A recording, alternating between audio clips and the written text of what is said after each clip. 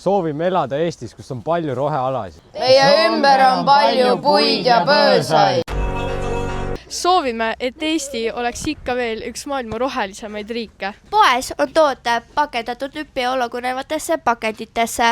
Ja nii ongi meil vähem prügi. Selleks, et tekiks vähem prügi, on meil olemas hoonetes, õues kui ka kodus prügi sorteerimiskeskused. Nii on tekkinud prügi kergem ümber töödelda. Me käime koolis rattaga.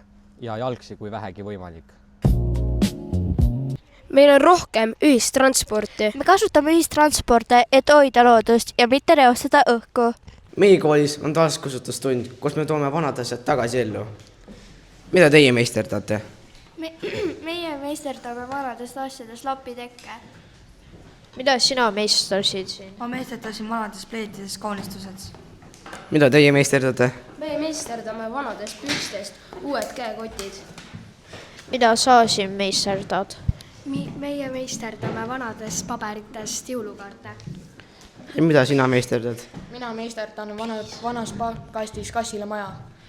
Ja niimoodi me õpimegi taaskasutust. Üldkasutatavates ruumides kasutame elektrit mõistlikult. Koolides, spordihoonetes ning tänavavalgustitel on liikumisanduritega valgustid. Valgus põleb siis, kui me seda soovime. Kasutame elektrit mõistlikult. Meie unistuste Eestis on sõbralik keskkond. Meid ümbritsevad toredad ja sõbralikud inimesed. Yeah!